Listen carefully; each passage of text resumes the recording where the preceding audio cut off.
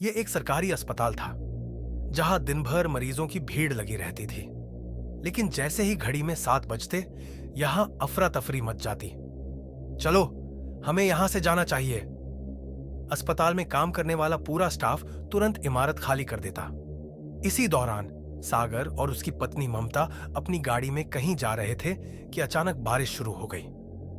आराम से चलाइए, रास्ता ठीक नहीं है, ममता ने चिंतित होकर कहा।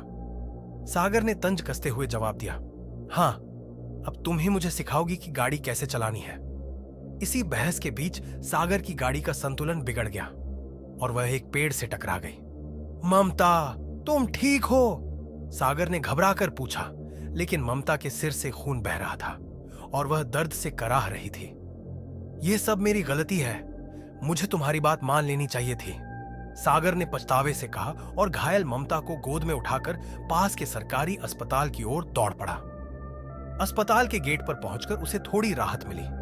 ममता, तुम ठीक हो जाओगी, देखो अस्पताल आ गया है। लेकिन जब वह अंदर गया तो दंग रह गया।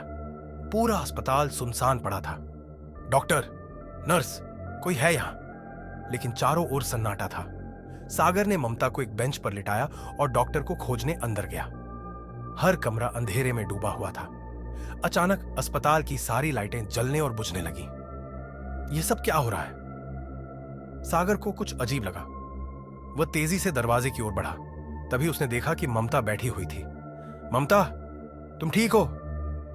हां, डॉक्टर आए थे, उन्होंने मेरा इलाज कर दिया और पट्टी भी बांध दी, ममता ने मुस्कुराते हुए कहा।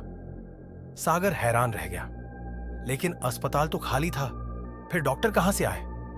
दोनों ने फैसला किया कि सुबह होने तक अस्पताल में ही रुकेंगे।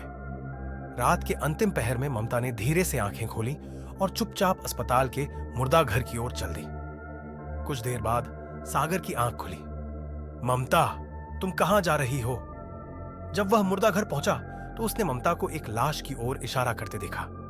देखो सागर, यह मैं हूं, यह मेरी लाश है। सागर के शरीर में झुरझुरी दौड़ गई। नहीं, यह कैसे संभव है? तुम तो मेरे सामने खड़ी हो। अगली सुबह अस्पताल खुलने पर एक भयानक नजारा देखने को मिला। सागर की लाश मुर्दा घर के फर्श पर पड़ी थी और ममता पंखे से लटकी हुई थी। यह सब उस भटकती आत्मा का काम है। नर्सों ने एक दूसरे को देखा और कहा, जो भी यहां आता है उसका यही अंजाम होता है। क्या कोई इस आत्मा से छुटकारा नहीं दिला सकता? एक नर्स ने डरकर पूछा। हमने कई बार कोशिश की। 6 महीने पहले एक बाबा को बुलाया गया था ताकि इस भूत को भगा सके।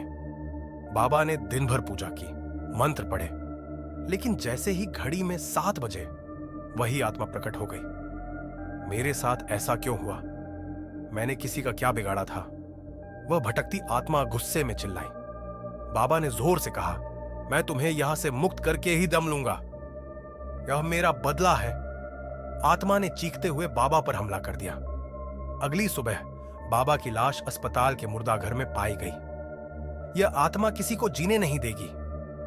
तब से हर रात 7 बजे के बाद यह अस्पताल खाली कर दिया जाता है, मगर मुर्दा घर में किसी ना किसी की लाश जरूर मिलती है और साथ ही वह भटकती आत्मा जोर जोर से हंसती रहती है।